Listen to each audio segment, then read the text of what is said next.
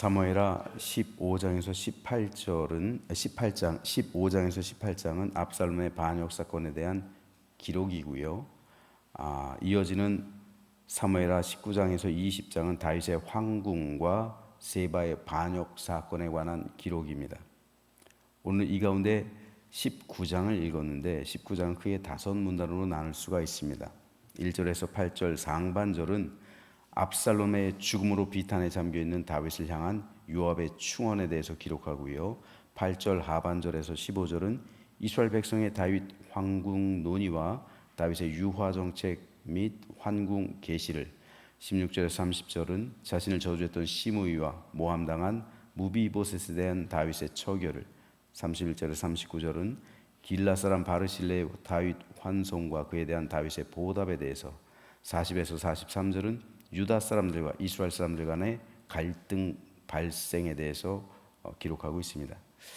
오늘 이 가운데서 11절에서 14절 말씀에 대해서 살펴보겠습니다. 다윗 왕이 사독과 아비아달 두 제사장에게 소식을 전하여 이르되 너희는 유다 장로들에게 말하여 이르기를 왕의 말씀이 온 이스라엘이 왕을 왕궁으로 도로 모셔오자 하는 말이 왕께 들렸거늘. 그러니까 이스라엘 백성들이 이제 논의를 하기 시작한 거예요. 다윗 왕을 환궁시켜야 되지 않느냐, 우리가 가서 모셔와야 되지 않느냐, 이걸 의논한 거예요. 이 소식이 다윗에게 들린 거예요. 그런데 다윗은 이 소식을 듣고 유다 지파에게 사람을 보내요. 그래서 너희는 어찌하여 왕을 궁으로 모시는 일에 나중이 되느냐, 그러니까 너희들이 와서 나를 모셔가라, 이렇게 유다 지파에게 사신들을 보내서 유다 지파로 하여금 요단강을 건너가게 만드는 거예요. 또 12절에 보면 너희는 내 형제요 내 고리귀건을 너희는 어찌하여 왕을 도로 모셔오는 일에 나중에 되리요 하셨다 하고, 너희는 또 아마사에게 이르기를 너는 내 고리귀 아니냐, 네가 요압을 이어서 항상 내 앞에서 지휘관이 되지 아니하면 하나님이 내게 벌 위에 벌을 내리시기를 바라노라 하셨다라 하여 모든 유다 사람들의 마음을 하나같이 기울게 하며 그들이 왕께 전가를 보내어 이르되 당신께서는 모든 부하들과 더불어 돌아오소서 한지라. 압살롬의 반역이 진압됐을 때 다윗이 이제 예루살렘으로 돌아갈 준비를 하는데 이스라엘 백성들이, 이스라엘 다른 지파들이 다윗의 환궁 계획을 하자 다윗은 유다 지파에게 사람을 보내서 나의 환궁을 너희가 주도적으로 하라.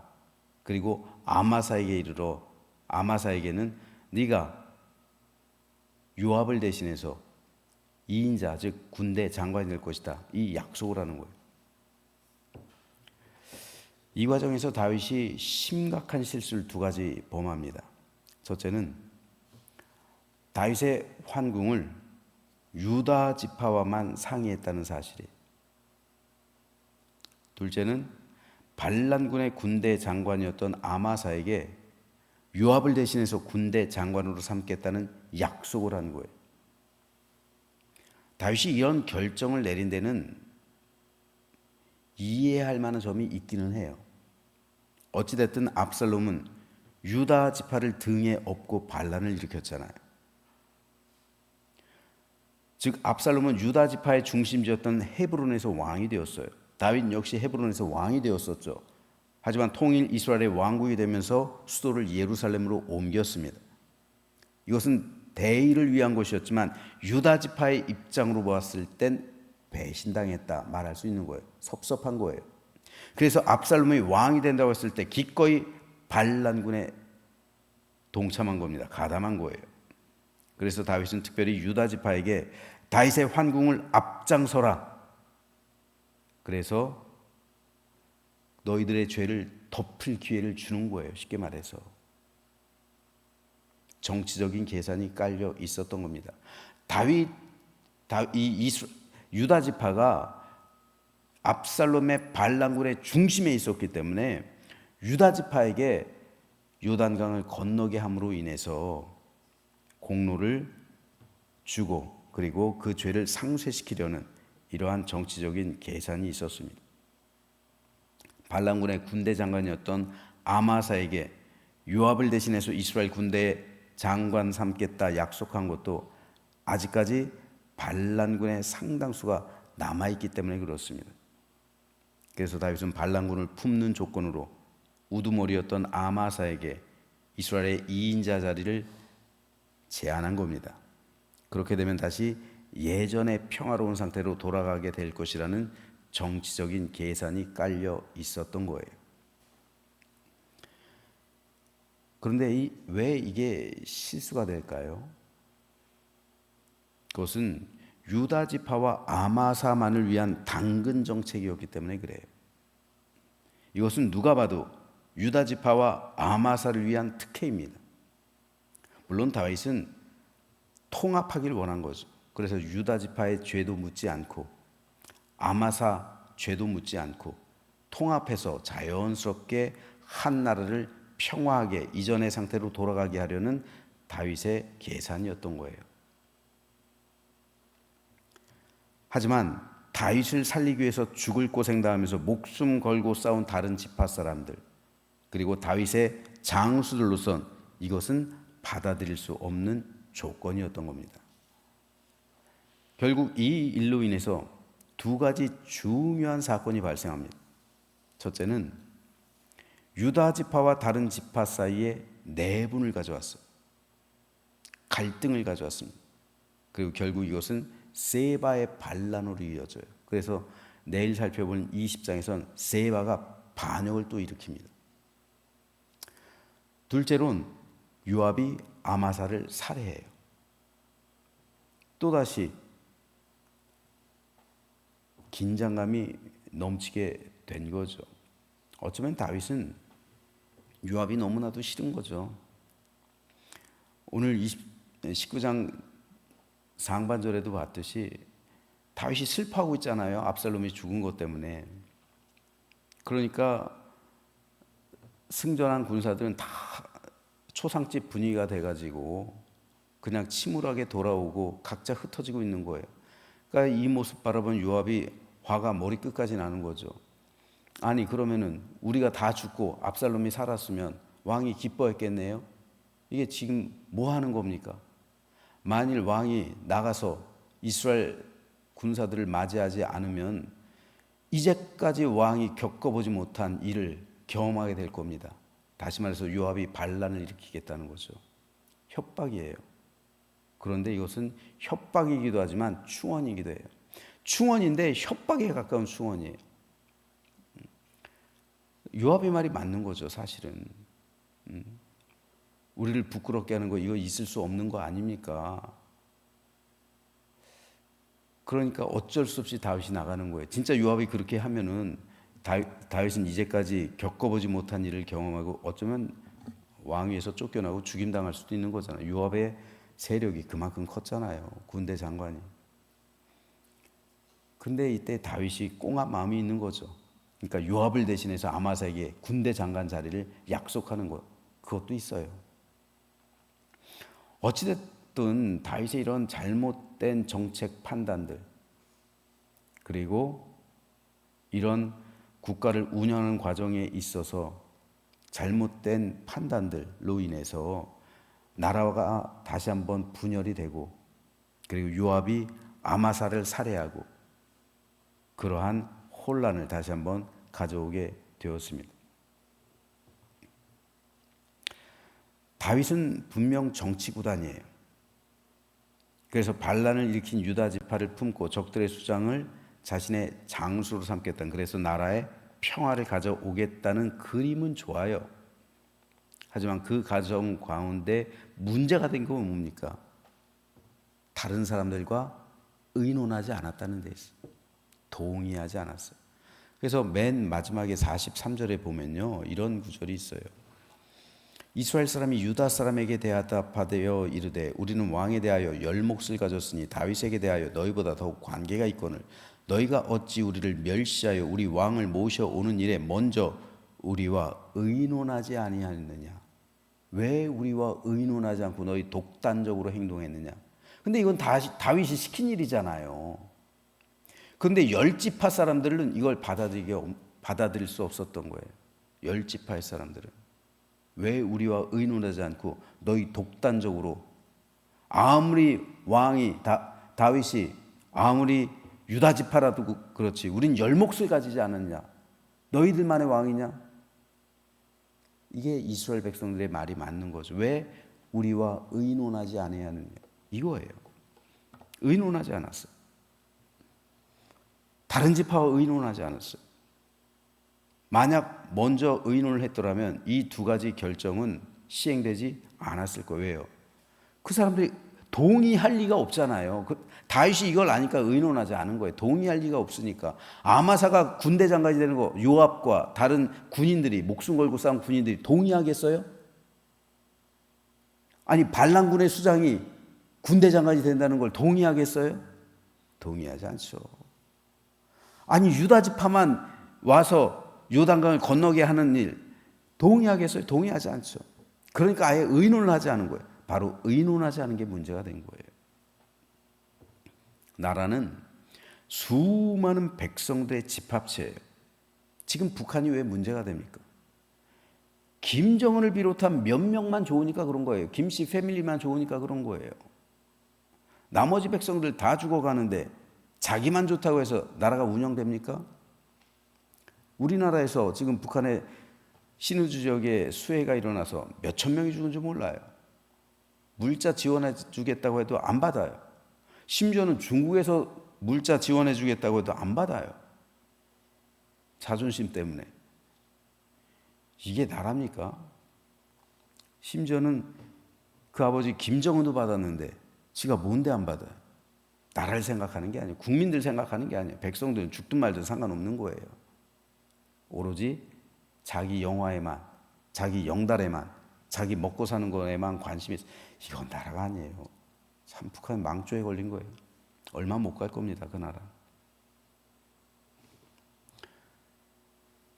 자기만 좋다고 해서 나라가 운영되는 게 아니잖아요.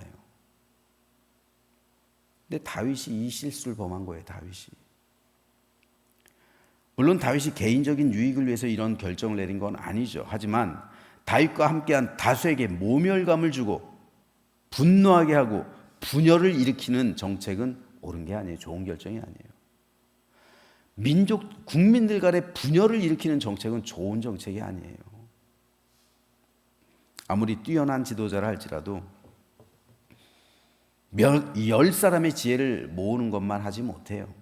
내 지식이 아무리 뛰어나도요. 10사람의 지혜를 모으는 것만 하지 못해요. 지도자는 모든 것을 스스로 결정하는 사람이 아니라 수많은 지혜와 의견을 모아서 가장 좋은 길을 제시해 주는 사람입니다. 좋은 의견들을 모아서 제일 좋은 길을 제시하는 사람, 결정하는 사람, 이게 지도자죠.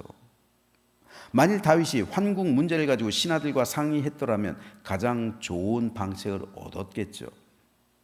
그러면 유다 지파와 나머지 지파들이 싸울 일도 없었을 것이고 세바의 반란 사건이 일어나지도 않았을 겁니다. 또 요압이 아마사를 살해하는 일도 없었을 것이고 군사들의 마음이 흩어지지도 않았을 겁니다. 그러므로 이것은 오늘 우리의 삶과 우리 교회도 중요해요. 우리는 모든 일을 함께 상의해야 합니다. 함께 기도하고 함께 의논하며 함께 성령님의 지혜를 구하고 함께 결정해야 합니다. 그러면 교회가 평안해요. 우리 모두가 결정했기 때문에 우리 모두의 책임이 되는 거죠. 우리 모두가 논의했기 때문에 우리 모두에게 하나님의 은혜와 축복이 임하는 거예요. 여러분, 의논만 잘해도 회의만 잘해도 하나님의 은총과 축복이 우리 모두에게 임하는 거예요. 독단적인 결정은 대부분 문제가 생겨요. 이것을 다윗이 보여주고 있잖아요. 그래서 바울은 우리가 알거니와 하나님을 사랑하는 자 곧 그의 뜻대로 부르심을 입은 자들에게는 모든 것이 합력하여 선을 이루느니라 고백하고 있는 거예요. 모든 것이 합력하여 선을 이룬다라는 이 구절을 어떤 사본에서는 하나님이 모든 것을 합하여 선을 이루신다. 모든 것을 합해서 하나님께서 선을 이루신다. 번역하고 있어요. 이 번역 참 좋은 번역입니다. 하나님께서 모든 것을 합해서 모든 사람의 생각, 모든 사람의 어떠한 신념, 이 모든 것을 합해서 선을 이루어낸다는 거예요. 갖가지 재료를 가지고 조화롭게 만들어야 맛있는 음식이 되죠. 마찬가지로 우린 각각 특성이 달라요. 신념도 달라요. 생각도 달라요. 사상도 달라요. 살아온 환경도 달라요. 직업도 달라요. 달란트도 달라요. 은사도 달라요. 모든 것이 다 달라요. 그런데 이 모든 것을 합해서 하나님께서 선을 이루어내신다는 거예요. 모든 것을 합해서 우리 성도들 다 합해가지고 하나님은 선을 이루어내신다는 거예요. 이걸 합하는 게 뭡니까? 합하는 과정이 그게 회의예요. 그게 의논이에요. 그러니까 우리는 의논하고 성령 안에서 회의를 하는 겁니다. 이렇게 우리의 모든 것이 하나로 녹아져서 가장 좋은 것을 선택하고 하나님 안에서 결정하게 될 때 이게 조화롭게 되는 거예요. 그럴 때 하나님의 능력과 역사를 가져오게 되는 겁니다. 이것이 모든 것이 합력하여 선을 이룬다라는 의미예요. 이것은 하나님 보실 때 아름다운 거예요. 아름다운 겁니다. 모든 것이 하나님께서 모든 것을 합하여 선을 이루시는 그 과정은 그렇기 때문에 아름다운 거예요. 그래서 하나님이 보시기에 좋았더라 라는 창조의 세계가 오늘 우리 교회 가운데서도 펼쳐질 수 있는 거예요. 하나님이 보실 때 하나님이 보시기에 좋았더라.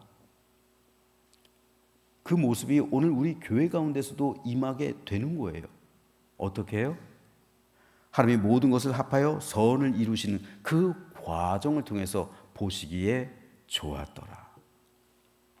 하나님이 보시기에 좋은 교회가 있어요. 각각의 달란트, 재능, 은사, 생각 다 달라도요.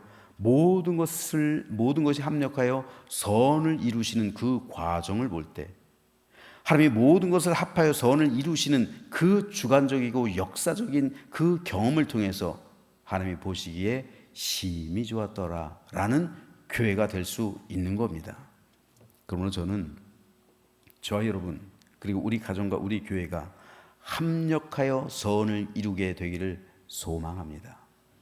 그래서 여러분 교회는 회의만 잘해도 의논만 잘해도 서로 상의만 잘해도 그래서 하나님의 가장 선하고 좋은 길을 제시해주고 그것을 위해 함께 결정하고 함께 그것을 실행해 나갈 때 하나님 보시기에 심히 좋았더라 라는 창조의 세계가 우리 안에 펼쳐지게 되는 거예요. 그러면 교회 가운데 생명이 있어요. 힘이 있어요. 능력이 있어요. 기쁨이 있어요. 창조의 평안함이 있어요. 샬롬의 역사가 있습니다. 저는 우리 교회가 이런 교회가 되기를 소망합니다. 그래서 이번 주 수요일에도 우리가 기획위원회를 하게 될 것이지만 저 혼자 생각하는 거 없습니다. 제가 생각하는 것 할지라도 기획위원회에서 제가 생각했던 게 반대 부딪힐 때가 있어요. 나는 이게 좋은 계획이라고 생각했는데 기도하면서 제가 난 이게 참 좋은 그런 생각이라고 했는데 반대 부딪힐 때가 있어요. 그건 아닌 거예요. 왜요? 10사람의 지혜만 갖지 못하기 때문에. 하지만 제가 전혀 생각하지 못했던 거를 기획위원들이 말을 할 때가 있어요. 그럼 그걸 함께 의논하고 함께 생각하고 결정하는 거예요. 또 서로 마음이 안 맞는 게 있어요. 하나의 어떤 안건을 두고요. 안 맞는 거는 다음 달로 옮기는 거예요. 기도해 봅시다. 한 달 더. 실제로 지난달에 그걸 옮긴 게 있어요. 그래서 내일 모레 또 의논을 해야 될 텐데 한 달 더 기도를 해봅시다. 그러면서 우리가 조화롭게 좋은 결정을 내리는 거예요. 그러면 어떻게 됩니까? 이게 함께 결정하는 거잖아요. 우리 모두의 결정인 거잖아요. 이건 교회 결정이에요. 기획위원회는 교회 성도들 가운데 10분의 1이에요. 10분의 1. 대의원들입니다. 이럴 때 하나님 보시기에 심히 좋았더라 라는 교회가 되는 거예요. 그러면 평안한 거예요. 여호와 샬롬의 은총이 우리 교회 가운데 충만한 겁니다. 저는 우리 교회가 이렇게 하나님 보시기에 아름다운 교회가 되어서 하나님께서 베풀어 주시는 은혜와 축복을 받아 누리며 그 안에서 참된 평강과 복락을 누리며 사는 우리 모두가 되시기를 주님의 이름으로 축원합니다.